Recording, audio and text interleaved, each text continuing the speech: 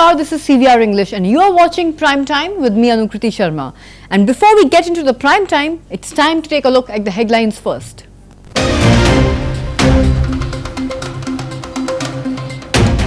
Nation remembers Birsa Munda on his birth anniversary. President Draupadi Murmu paid tribute to Bhagwan Birsa Munda at the Parliament.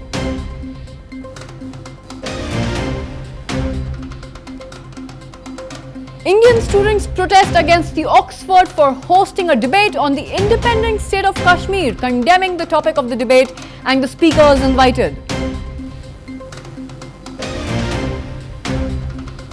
Minister Nara Lokesh announced that the DSC process will be completed by the start of the next academic year.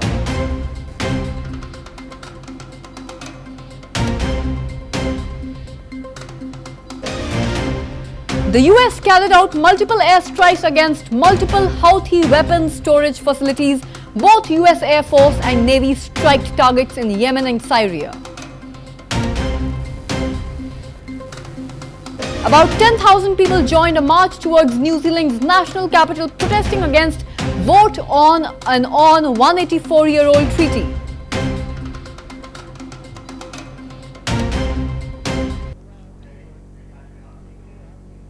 Viewers, Vice President Jagdeep Dhankar and Uttar Pradesh Chief Minister Yogi Adityanath were present at a special event organized on the occasion of Dev Deepavali in Varanasi. And during his address, Chief Minister Yogi Adityanath spoke about the remarkable transformation of Kashi Vishwanath Dham over the past 5 years. The Chief Minister highlighted that until recently, it was almost impossible for even 50 devotees to have a darshan of the temple due to the overcrowding and inadequate infrastructure in the region. However, he proudly shared that now, as of today, even 50,000 devotees can easily visit the temple all at once. In the month of Sawan, this number swells to about lakhs, thanks to the significant redevelopment and improvements in the facilities. The Chief Minister further credited these changes to the government's efforts in order to enhance the temple's infrastructure and to ensure a better experience for all the devotees. लेकिन अब सबसे सुंदर घाट, सबसे बड़ा घाट, सबसे लंबा घाट, इसमें कार्यक्रम भी होंगे। इससे पहले भी कुछ कार्यक्रम हुए हैं। G20 के अनेक कार्यक्रम यहां पर हुए हैं। काशी तमिल संगमम का कार्यक्रम गत वर्ष यहीं पे हुआ था और अब तो यहां पर यहां के नाविकों के जीवन के सुधार करने के लिए 700 से अधिक नाव में सीएनजी के इंजन लगा करके सीएनजी की सुविधा भी, फ्लोटिंग सीएनजी की स्टेशन स्थापित करके उन्हें यह सुविधा भी इस घाट से उपलब्ध करवाई जा रही है। आज काशी में सब कुछ है। एक सर्वांगीण विकास का एक नया मॉडल काशी बन रहा है और स्वाभाविक रूप से काशी का ये नमो घाट उन सब में देव दीपावली के इस आनंद को और कई गुना बढ़ा दे रहा है। स्वाभाविक रूप से ये देवताओं की दीपावली मानी जाती है। प्राचीन काल से लोग इसके साथ जुड़ते रहे हैं। प्रधानमंत्री मोदी जी की प्रेरणा से, उनके मार्गदर्शन और नेतृत्व में आज काशी की देव दीपावली वैश्विक मंच पर छाती हुई दिखाई दे रही है और देर रात्रि में जब दुनिया काशी की इस देव दीपावली के आनंद को लेगी, यहां पर होने वाले विभिन्न कार्यक्रमों का आनंद लेगी, तो उसे काशी में कुछ नयापन नजर आएगा और उस नएपन का पर एक नई कड़ी जुड़ रही है आज नमो घाट की। नमो घाट के इस लोकार्पण के अवसर पर हम काशी वासियों की ओर से, प्रदेशवासियों की ओर से आदरणीय प्रधानमंत्री जी के प्रति आभार व्यक्त करते हैं। मैं माननीय श्री हरदीप पुरी जी का हृदय से धन्यवाद देता हूं। आदरणीय उपराष्ट्रपति जी के प्रति हृदय से आभार व्यक्त करता हूं। माननीय राज्यपाल जी के प्रति भी हृदय से आभार व्यक्त करता हूं कि उन्होंने समय निकाल करके आज इस काशी के नमो घाट के लोकार्पण कार्यक्रम में आज उनका मार्गदर्शन हमें प्राप्त हो रहा है। मैं इस अवसर पर एक बार फिर से काशी वासियों को नवो घाट के लोकार्पण, काशी के देव दीपावली कार्यक्रम और कार्तिक पूर्णिमा थे, लेकिन अब सबसे सुंदर घाट, सबसे बड़ा घाट, सबसे लंबा घाट, इसमें कार्यक्रम भी होंगे। इससे पहले भी कुछ कार्यक्रम हुए हैं, G20 के अनेक कार्यक्रम यहां पर हुए हैं। काशी तमिल संगमम का कार्यक्रम गत वर्ष यहीं पे हुआ था और अब तो यहां पर यहां के नाविकों के जीवन के सुधार करने के लिए 700 से अधिक Viewers, as the historic city of Varanasi celebrates Dev Deepavali, the ghats along the Ganges, people began to gather in large numbers. Now, known as the Deepavali of the gods, Dev Deepavali is celebrated 15 days after the festival of Deepavali on the full moon night of the Kartika month according to the Hindu calendar. And the ghats are beautifully adorned with thousands of diyas, creating a stunning and a spiritual atmosphere. The devotees gather to offer their prayers and perform their spiritual rituals, honoring Lord Shiva and celebrating the triumph of good over evil. It is a sight, a great grand sight to behold as Varanasi shines in all its glamour and glory during this auspicious festival.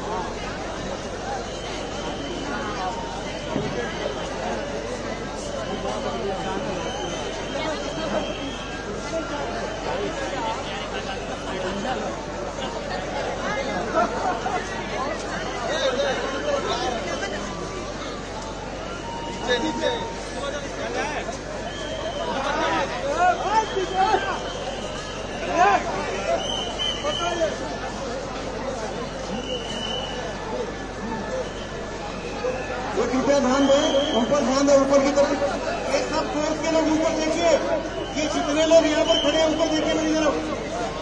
आप लोग एक साथ इकट्ठे खड़े होके मूक दर्शक मत बनिए, फोर्स को थोड़ा सा आगे पीछे निकालते रहिए।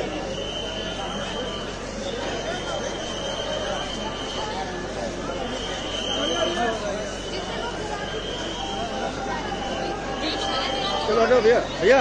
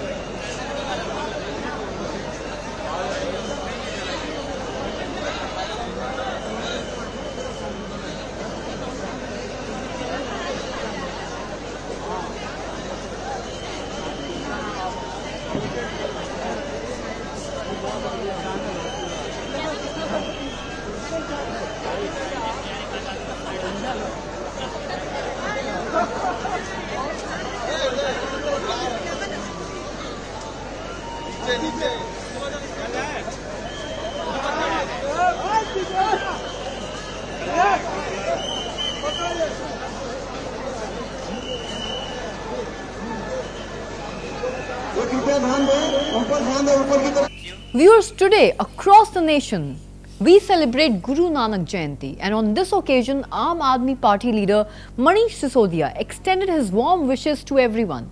In his special message, Sisodia shared that he visited the Gurudwara to offer his prayers for the well-being of all and to seek peace and harmony in the society. He emphasized the importance of Guru Nanak's teachings in promoting unity and compassion, wishing for a society built on these very values. His heartfelt message highlights the spirit of togetherness and goodwill on this auspicious occasion. Take a look. मैं गुरु पर्व के अवसर पर सभी देशवासियों को बधाइयाँ देना चाहता हूँ, लख लख बधाइयाँ देना चाहता हूँ, क्योंकि गुरु नानक साहब का संदेश मानव जाति के लिए ज्ञान का स्वरूप है।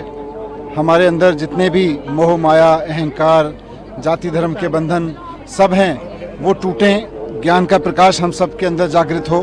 मैंने अभी यहीं गुरुद्वारा साहब में बैठ के इतनी देर यही प्रार्थना की है कि संपूर्ण मानव जाति इन बंधनों से बाहर निकले और सब आपस में प्रेम से रहें। मैं गुरु पर्व के अवसर पर सभी देशवासियों को बधाइयाँ देना चाहता हूँ, लख लख बधाइयाँ देना चाहता हूँ। Viewers, in a strong reaction to the controversial statement, and I quote, "Baatenge to katenge" slogan, Samajwadi Party chief Akhilesh Yadav has now called it a negative and an unacceptable statement. Speaking out against this slogan, Yadav pointed out that even Bharatiya Janata Party leaders and their allies in Uttar Pradesh, some of whom hold high positions and high stakes, are not in favor of it. Akhilesh further emphasized that India's rich Ganga Jamuni culture is built on unity and harmony, and such divisive slogans have no place in a society that includes inclusiveness. Yadav added that the country is one where people move forward together, and this negativity will never be accepted by the society.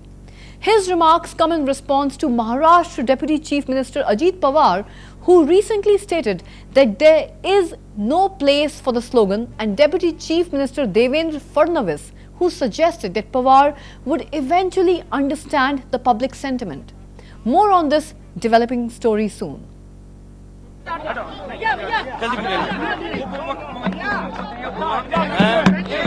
ये देखें, ये करहल से ऐतिहासिक जीत होगी। जनता देख रही है कि भारतीय जनता पार्टी की जो नकारात्मक राजनीति है वो कामयाब नहीं होगी, बांटने की राजनीति कामयाब नहीं होगी। जो उनकी नेगेटिविटी है और जानबूझ करके जनता को जो परेशान कर रहे हैं, किसान को डीएपी न दे करके, खाद न दे करके ये परेशान कर रहे हैं, नौजवानों की नौकरी को उलझा करके ये परेशान कर रहे हैं। न केवल पढ़े लिखे जो अपनी तैयारी कर रहे थे उनके भविष्य के साथ खिलवाड़ कर रहे हैं। इस सरकार के खिलाफ आज जनता दिखाई दे रही है।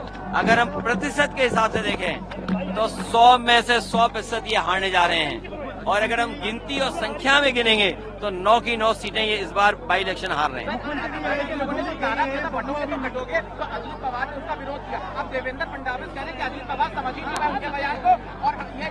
देखिए, ये जो नारा है वो नकारात्मक नारा है।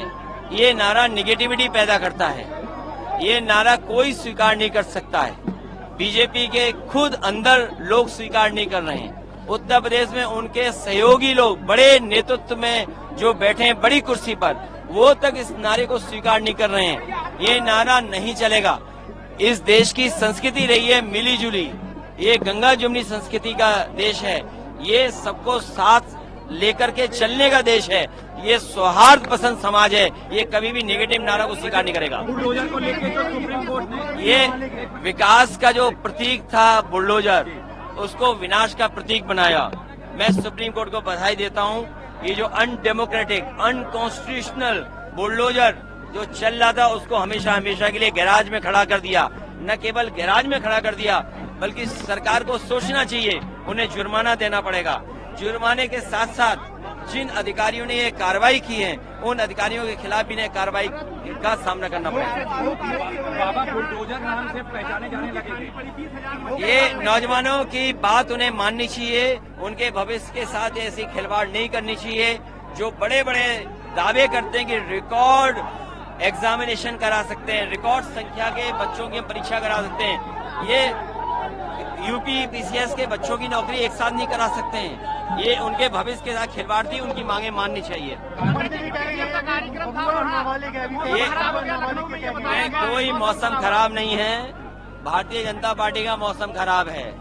हमारे मुख्यमंत्री जी अंदर ही अंदर समाज में बारूद की सुरंग खोद रहे हैं। भाई डिप्टी सीएम भी अंदर ही अंदर कुर्सी तक के लिए सुरंग खोद रहे हैं। सीएम 2 बार आए थे, 1 महीने बबुआ नाबालिग लगभग।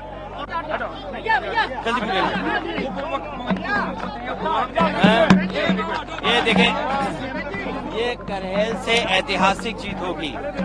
जनता देख रही है कि Bharatiya Janata.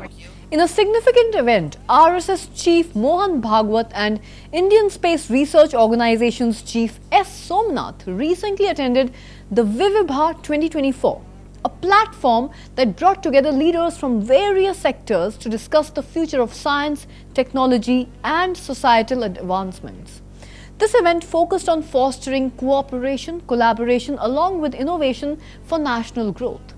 Bhagwat's presence also highlighted the importance of unity in advancing the country, while Somnath's participation underscored ISRO's pivotal role in space exploration and technological progress. This event featured insightful discussions on India's potential to make significant strides on the global stage in the upcoming years.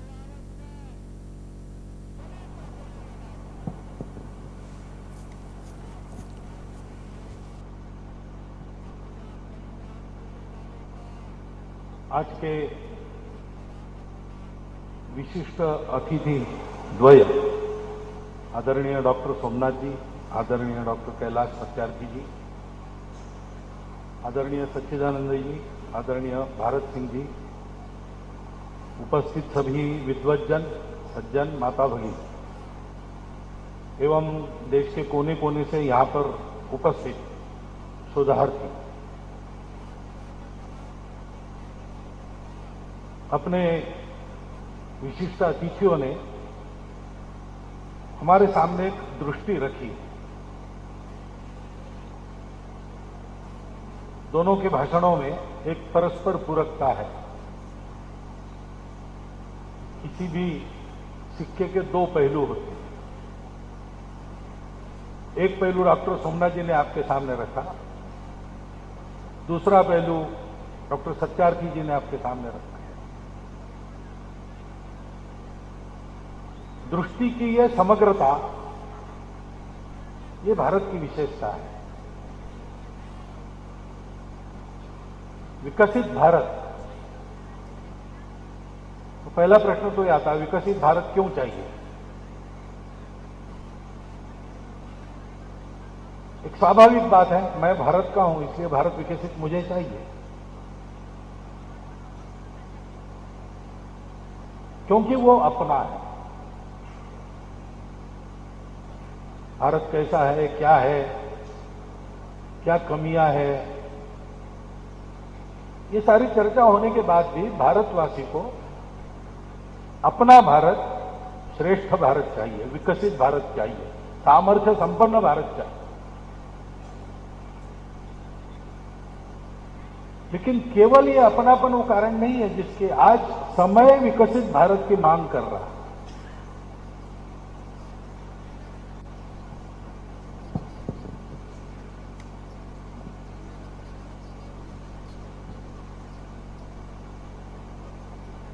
आज के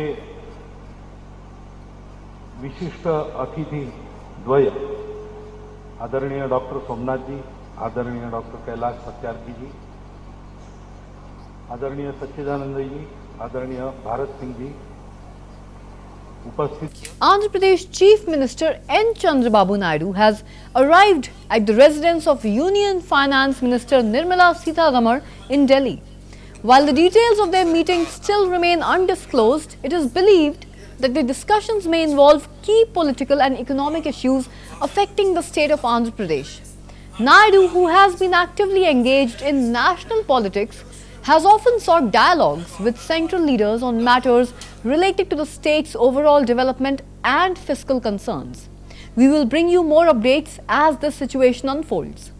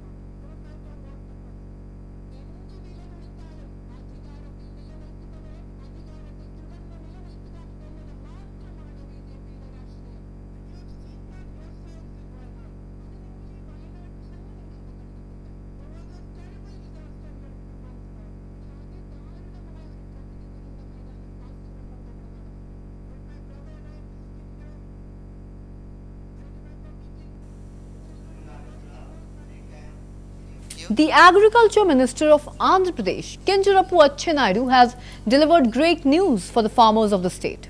In the assembly, he announced that compensation will now be provided to the farmers who lost their crops due to the lack of rainfall. And he has mentioned that crop damage has occurred in 1.06 lakh hectares across several districts due to the drought. That's a huge space, viewers. The government has already declared 54 drought-hit mandals, and a total of 1.44 lakh farmers have been affected, and a whopping amount of 159 crore rupees has been sanctioned as a part of the compensation, which will soon be credited to the affected farmers' accounts. Additionally, 47,000 quintals of seeds have also been distributed to these farmers at highly subsidized rates. ఎప్పుడైతే పంటలు పోయాయో వెంటనే ప్రత్యామ్నాయ పంటలకి ప్రభుత్వం ఏర్పాటు చేసింది అధ్యక్ష. ఇప్పటికే 1.92 లక్షల మంది రైతులకి 47,000 క్వింటాల విత్తనాలు అధ్యక్ష, 80% సబ్సిడీకి 47,000 క్వింటాల విత్తనాలు 80% సబ్సిడీతో పంపిణీ చేయడం జరిగింది. దీని గురించి 33.33 కోట్లు ఖర్చు చేశాం అధ్యక్ష. ఆ విత్తనాలు కూడా వరి, మినుములు, పెసలు, ఉలవలు, జొన్న, కొర్ర, ఈ 5-6 రకాల విత్తనాలు ప్రత్యామ్నాయ పంటలకు కూడా ఇచ్చాం అధ్యక్ష. అదేవిధంగా మొన్న వర్షాలు అధ్యక్ష ఆగస్టులో వచ్చాయి, సెప్టెంబర్లో వచ్చాయి, అక్టోబర్లో వచ్చాయి. మన బుడమేరు వరద వచ్చింది. చాలా వరకు రైతులు తీవ్రంగా నష్టపోయారు అధ్యక్ష. నేను గొప్ప చెప్పడం కాదు అధ్యక్ష, ఎవరైతే మొన్న వరదల్లో నష్టపోయారు 15 రోజుల్లో సర్వే చేసి, అది కూడా ఒకరికి వచ్చిందని ఒకరు రాలేదని తేడా లేకుండా ఒక స్పష్టమైనటువంటి హ్యాప్ పెట్టి ప్రతి ఒక్కరికి అందులో నమోదు చేయించాం. గ్రామ సభల్లో చదివాం.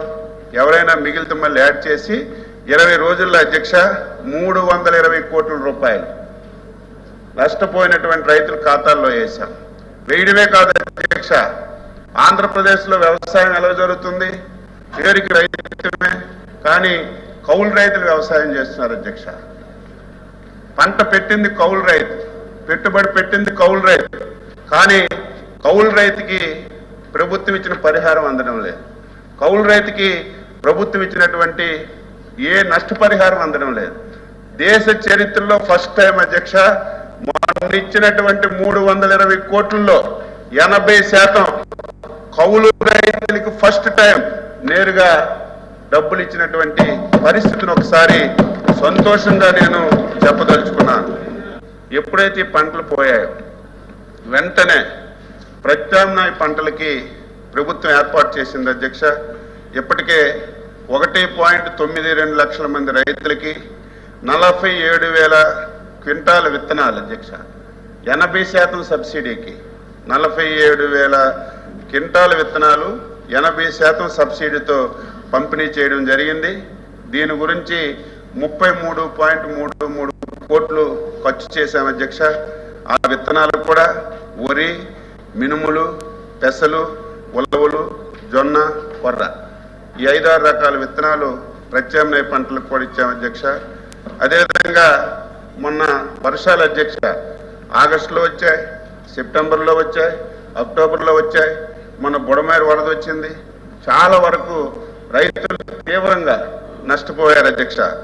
నేను గొప్ప చెప్పడం కాదు అధ్యక్ష, ఎవరైతే మొన్న వరదల్లో నష్టపోయారు 15 రోజుల్లో సర్వే చేసి, అది కూడా ఒకరికి వచ్చిందని ఒకరు రాలేదని తేడా లేకుండా ఒక స్పష్టమైనటువంటి హ్యాప్ పెట్టి ప్రతి ఒక్కరికి అందులో నమోదు చేయించాం. గ్రామ సభల్లో చదివాం. ఎవరైనా మిగిలితే మళ్ళీ యాడ్ చేసి 20 రోజుల్లో అధ్యక్ష 320 కోట్ల రూపాయలు నష్టపోయినటువంటి రైతుల ఖాతాల్లో వేశాం. వేయడమే కాదు అధ్యక్ష, ఆంధ్రప్రదేశ్లో వ్యవసాయం ఎలా జరుగుతుంది? పేరుకి రైతుమే, కానీ కౌలు రైతులు వ్యవసాయం చేస్తున్నారు అధ్యక్ష. పంట పెట్టింది కౌలు రైతు, పెట్టుబడి పెట్టింది కౌలు రైతు, కానీ కౌలు రైతుకి ప్రభుత్వం ఇచ్చిన పరిహారం అందడం లేదు. కౌలు రైతుకి ప్రభుత్వం ఇచ్చినటువంటి ఏ నష్టపరిహారం అందడం లేదు.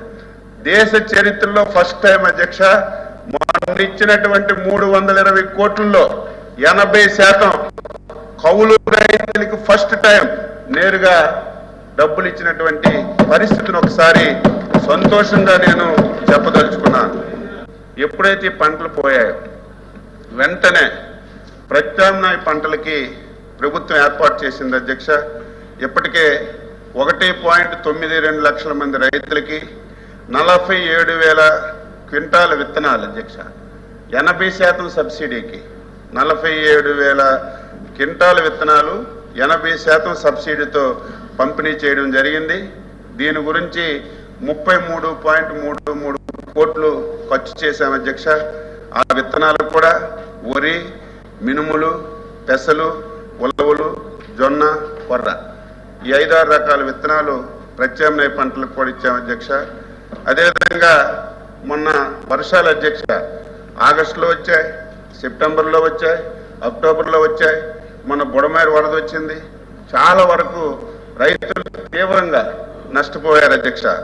నేను గొప్ప చెప్పడం కాదు అధ్యక్ష, ఎవరైతే మొన్న వరదల్లో నష్టపోయారు 15 రోజుల్లో సర్వే చేసి, అది కూడా ఒకరికి వచ్చిందని ఒకరికి రాలేదని తేడా లేకుండా ఒక స్పష్టమైనటువంటి హ్యాప్ పెట్టి ప్రతి ఒక్కరికి అందులో నమోదు చేయించాం. గ్రామ సభల్లో చదివాం. ఎవరైనా మిగిలితే మళ్ళీ యాడ్ చేసి 20 రోజుల్లో అధ్యక్ష 320 కోట్ల రూపాయలు నష్టపోయినటువంటి రైతుల ఖాతాల్లో వేశాం. వేయడమే కాదు అధ్యక్ష, ఆంధ్రప్రదేశ్లో వ్యవసాయం ఎలా జరుగుతుంది?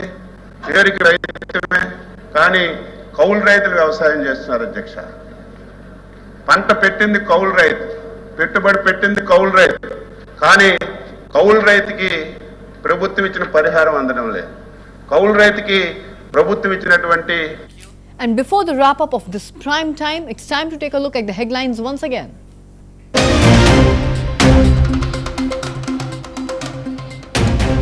The nation remembers Birsa Munda on his birth anniversary. President Draupadi Murmu paid tribute to Bhagwan Birsa Munda at the parliament.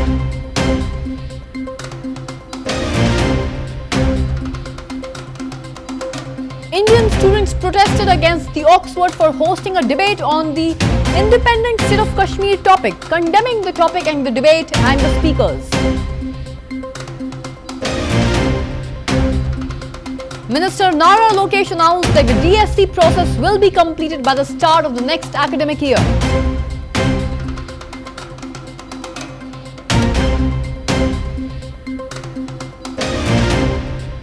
The US carried out multiple airstrikes against multiple Houthi weapons storage facilities. Both US Air Force and Navy strike targets.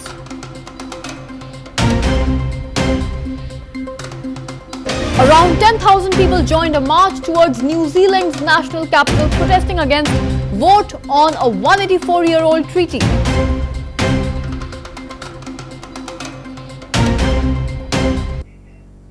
Well, that brings us to the wrap of this prime time with me, Anukriti Sharma. In the meantime, keep watching CVR English for more news and updates.